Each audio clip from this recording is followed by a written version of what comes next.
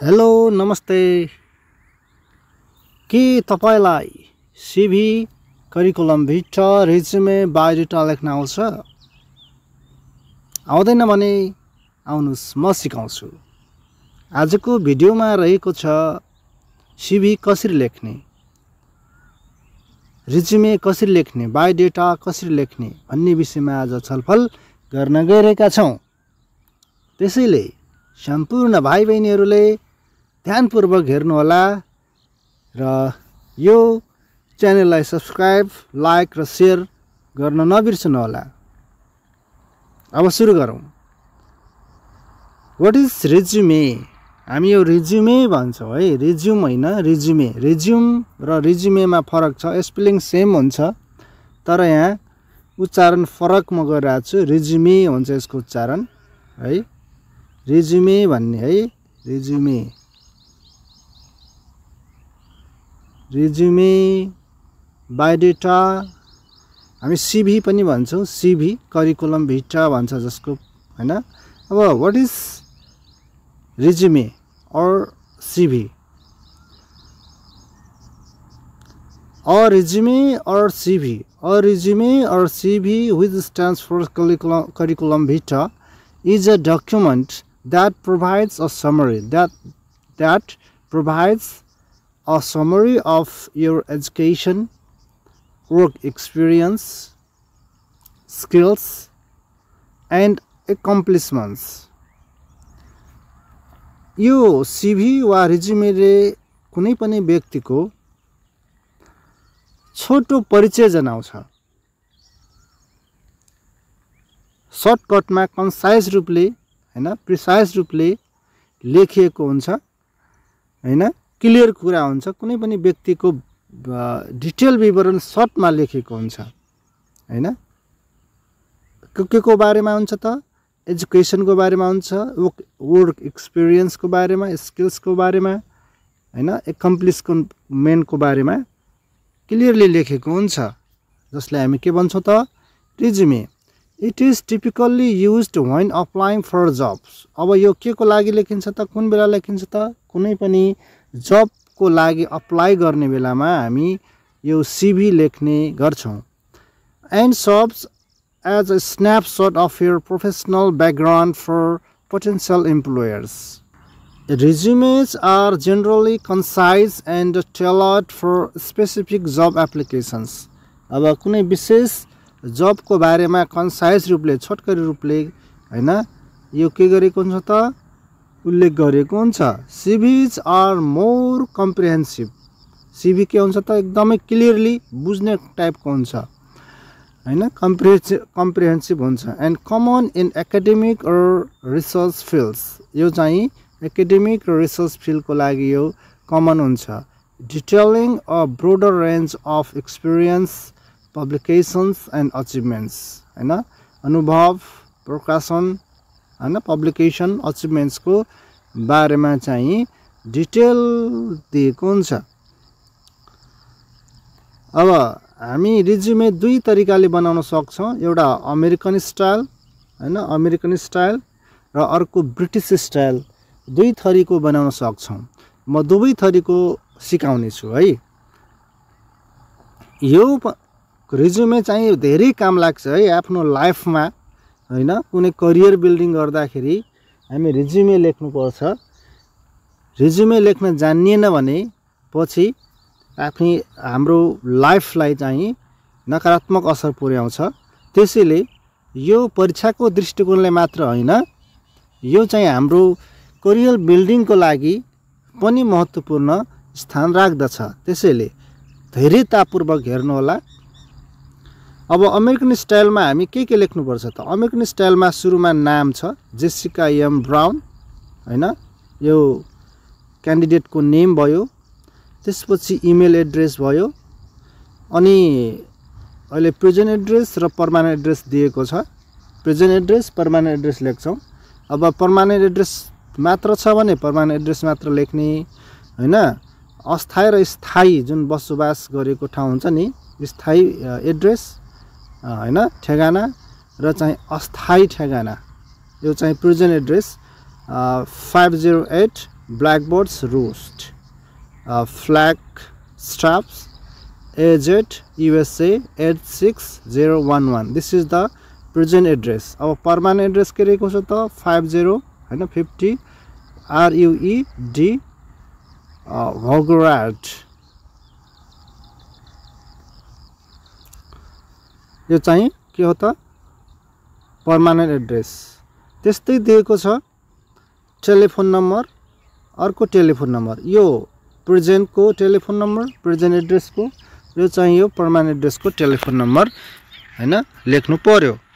यसमा के लेख्ने भन्ने कुरा, नाम चाहियो, के चाहियो, नेम हैन, नेम चाहियो, इमेल एड्रेस हैन, अनि एड्रेस चाहियो हैन, पर्मानेन्ट एड्रेस र प्रेजेन्ट एड्रेस र पर्मानेन्ट एड्रेस चाहियो हैन. टेलिफोन नम्बर चाहियो, टेलिफोन नम्बर वा मोबाइल नम्बर पनि लेख्दा हुन्छ. अर्को छ अब्जेक्टिभ, अब्जेक्टिभ चाहियो अर्को है. यो टाइटललाई ख्याल गर्नुपर्छ. अब्जेक्टिभमा के छ, to obtain an entry level. यसमा के लेख्नुपर्छ भने आफ्नो लाइफको वा करियरसँग मिल्ने वा करियर बिल्डिङ गर्दै गर्दा हामीलाई जुन पोस्ट छ, भ्याकेन्सी छ हैन, त्योसँग सम्बन्धित लेख्दा राम्रो हुन्छ है. जसले गर्दाखेरि हामी चाहिँ इम्प्लोयर्सलाई हामी प्रभावित हैन पोजिटिभ इम्प्रेसन पर्न सक्छ. त्यही भएर हामी यहाँ यो अब्जेक्टिभ लेख्दाखेरि 2 बाट लेख्नुपर्छ है. 2+1 बाट लेख्दा राम्रो हुन्छ. त्यसपछि एजुकेसन छ, आफ्नो शिक्षाको बारेमा योग्यता, क्वालिफिकेसन लेख्नु पर्यो. एजुकेसन एन्ड मास्टर्स बिजनेस हैन, के पढेको छ, MBA BBA BBS हैन, कुन युनिभर्सिटीबाट, त्यो पनि क्लियरली खुलाउनु पर्छ है. त्यस्तै छ एक्सपिरियन्स, एक्सपिरियन्स लेख्नु पर्यो हैन. एक्सपिरियन्स, एक्सपिरियन्समा चाहिँ अब कुन क्षेत्रमा काम गरिएको छ र कति वर्ष काम गरियो. यहाँ छ कोकेपेलिक स्ट्रिम टुर्स, क्याम्प काउन्सिलर, यो काउन्सिलरको रूपमा काम गरेको अनुभव छ. टिचर अब यहाँ हुन सक्छ है. अब हाम्रो नेपालमा चाहिँ अब आफूले चाहिँ गरेको एक्सपिरियन्स, कुन क्षेत्रमा काम गरेको र कति वर्ष काम गरेको भन्ने कुरा एक्सपिरियन्समा हामी क्लियरली लेख्नुपर्छ है. त्यसपछि हामी अनर्स, आफूले पाएको सम्मानको कुरा पनि यहाँ खुलाउँदा चाहिँ पोजिटिभ इम्प्रेसन पर्छ है. त्यही भएर यो अनर्स पनि लेख्नु पर्यो. अर्को छ स्किल्स, स्किल्स एन्ड इन्ट्रेस्ट, आफूले जानेका सिप लेख्नु पर्यो. जस्तै fluent in French and English हैन, कन्भर्सेसनल स्पेनिस हैन, enjoy web design in HTML and flash है. यो चाहिँ आफूले थाहा पाएको सिपको बारेमा र आफूलाई चाहिने हैन इन्ट्रेस्टको बारेमा लेख्नु पर्यो हैन. This is the American style है. अमेरिकन स्टाइलमा हामी के लेख्नु पर्यो त, नेम, आफ्नो एड्रेस पर्मानेन्ट र प्रेजेन्ट एड्रेस र पर्मानेन्ट एड्रेस हैन. त्यसपछि टेलिफोन नम्बर हैन. अब्जेक्टिभ, यो टाइटल ख्याल गर्ने है, अब्जेक्टिभ. त्यसपछि एजुकेसन हैन, आफूले पढेको क्वालिफिकेसन लेख्नु पर्यो र युनिभर्सिटी लेख्नु पर्यो. डिभिजन लेख्दा पनि हुन्छ, कति सालमा त्यो पनि लेख्ने. एक्सपिरियन्स, आफूले हैन कुन क्षेत्रमा कति वर्ष काम गरिएको हैन, कुन पदमा रहेर काम गरेको भन्ने कुरा हामी एक्सपिरियन्समा लेख्छौँ. अनि अनर्स लेख्नु पर्यो, आफूले पाएको सम्मान, कुन क्षेत्रमा कुन सम्मान पाइयो हैन, पुरस्कार अवार्ड. अनि स्किल्स, आफूले थाहा पाएको हैन सिपहरू लेख्नु पर्छ हैन. This is the American style. अब हामी ब्रिटिस स्टाइलको कुरा गरौँ. ब्रिटिस स्टाइलमा हामी सिभी लेख्दा सुरुमा नेम लेख्नु पर्यो. यसरी ट्याग है, नेम, आफ्नो नेम लेख्ने, क्यान्डिडेटको नेम, अनि आफ्नो एड्रेस लेख्ने हैन. त्यसपछि टेलिफोन, यो पोइन्टलाई ख्याल गर्ने है, नेम, एड्रेस, टेलिफोन, इमेल लेख्ने हैन. यहाँ मोबाइल नम्बर पनि लेख्न सकियो टेलिफोनमा.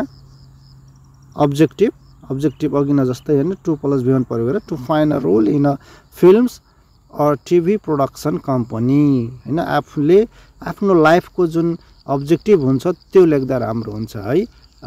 अझ भन्नुपर्दा जबसँग लिङ्क गर्ने हैन, सम्बन्धित हुने टाइपले लेख्दा झन् राम्रो हुन्छ. प्रोफाइल, आफ्नो सर्ट प्रोफाइल दिने है, आफ्नो बारेमा सर्ट प्रोफाइल दिने त्यसपछि आफूले गरेको योग्यता हैन शिक्षा दीक्षाको बारेमा लेख्नु एजुकेसन एन्ड क्वालिफिकेसनमा हैन यति सालमा यो पढे यो डिग्री पढे यो युनिभर्सिटीमा पढे र यति साल भनेर क्लियरली लेख्नु पर्यो हैन यहाँ पोइन्ट वाइजमा आफूले गरेको कामको अनुभव खुलाउनु पर्यो कामको अनुभवमा यहाँ यो महिनादेखि वा यो सालमा यो पदमा रहेर यति वर्ष चाहिँ यो मा रहेर यसरी काम गरे भन्ने कुरो यहाँ आफ्नो अनुभव यहाँ लेख्नु पर्यो हैन त्यसपछि आफूले थाहा पाएको स्किल्स लेख्नु पर्यो स्किल्स हैन यहाँ ल्याङ्ग्वेजको बारेमा कम्प्युटर स्किल्स हैन typing language good command in speaking writing in English Nepali हैन के आफूलाई थाहा छ त्यो लेख्ने हैन इन्ट्रेस्ट आफूले थाहा भएको के रे आफूलाई चाहिँ चाख लागेको हैन आफ्नो इन्ट्रेस्ट लेख्ने यसमा रेफरेन्स लेख्ने हैन यसरी हामी ब्रिटिश स्टाइलमा हामी के गर्न सक्छौं त सीभी लेख्न सक्छौं अब जेनरली हामी सीभी कसरी लेख्न सक्छौं त है अब मोडेल थर्ड छ मोडेल थर्डमा हामी कम्तिमा हामी के लेख्नु पर्छ है त्यो चाहिँ ख्याल गर्नु पर्छ यो घोक्नु पर्यो नेम लेख्नु पर्यो कम्तिमा नेम फादर्स नेम एड्रेस आफ्नो डेट अफ बर्थ लेख्नु पर्यो आफ्नो प्लेस अफ बर्थ लेख्नु पर्यो सेक्स हैन लिङ्ग महिलाको पुरुष हो म्यारिटल स्ट्याटस लेख्नु पर्यो म्यारिटल स्ट्याटस म्यारिड हो कि अनम्यारिड हो नेसनालिटी लेख्नु पर्यो नेपाली हो कि नेपाली लेख्नु पर्यो रिलिजन धर्म कुन हो हिन्दू हो कि मुस्लिम हो कि इसाई क्रिश्चियन के हो हैन रिलिजनमा अब्जेक्टिभ हैन अब्जेक्टिभ आफूले आफ्नो लाइफको अब्जेक्टिभ के हो त उद्देश्य के हो त तिम्रो जीवनको है त्यो क्लियरली लेख्नु पर्यो है अब्जेक्टिभ त्यसपछि हामी आफ्नो एजुकेसनको बारेमा लेख्छौं यसरी टेबलमा लेख्दा राम्रो हुन्छ हैन एसएन सिल नम्बर भयो लेभल एमए बीए एसएलसी एसई के हो हैन कुन वर्षमा पास गरेको कुन युनिभर्सिटी पास गरेको वा बोर्डबाट हैन कुन विषय लिएर पास गरेको कुन डिभिजनमा कति पर्सेन्टेजमा यो यसरी लेख्दा राम्रो हुन्छ परीक्षामा यसरी नै लेख्ने है त्यसपछि वर्क एक्सपिरियन्स हैन वर्क एक्सपिरियन्स काम गरेको अनुभव क्लियरली लेख्नु पर्यो हैन काम गरेको अनुभव लेख्नु पर्यो कुन सालमा कुन पदमा रहेर हैन कहाँ काम गरियो हैन कति वर्ष काम गर्यो त्यो लेख्नु पर्यो एडिशनल इन्फर्मेसन हैन थप जानकारी ल्याङ्ग्वेज कुन भाषा आउँछ ल्याङ्ग्वेज नोन इंग्लिश नेपाली हिन्दी हैन कुन भाषा आउँछ इन्ट्रेस्ट आफ्नो हैन के गर्न मन पर्छ हेल्पिङ द हेल्पलेस यहाँ छ हबीज हैन के शौकिन हैन सिंगिङ डान्सिङ प्लेइङ के हो स्पोर्ट्स हैन कुन गेम खेल्न मन पर्छ वा आउँछ हैन यो कुराहरु हामी लेख्नु पर्यो रेफरेन्सेसमा हैन कुनै उल्लेखनीय व्यक्तिहरुको नाम लेख्नु पर्यो है र यहाँ प्रोफेसर डाक्टर डरट काफले 1 हैन department of English education faculty of humanities university डरट युनिभर्सिटी यसरी क्लियर लेख्नु पर्यो कुनै व्यक्तिको नाम र त्यो व्यक्ति कुन संस्थामा कुन पदमा रहेर काम गर्छ हैन त्यो क्लियर लेख्ने यसरी हामी रिज्युमे तयार गर्न सक्छौं अब रहेको छ केही टास्कहरु छ त्यो टास्कहरु 1 2 3 वटा टास्क छ यो चाहिँ प्र्याक्टिस गर्नु होला हैन यो परीक्षाको दृष्टिकोणले महत्त्वपूर्ण छ है यसरी हामी रिज्युमे तयार गर्न सक्छौं कुनै कन्फ्युजन वा कुनै हैन नबुझेको छ भने कमेन्ट सेक्सनमा राखिदिनु होला र मन पर्यो भने लाइक शेयर गरिदिनु होला र यो सब्स्क्राइब गरेर चाहिँ बेल आइकन थिचिदिनु होला थ्यांक यू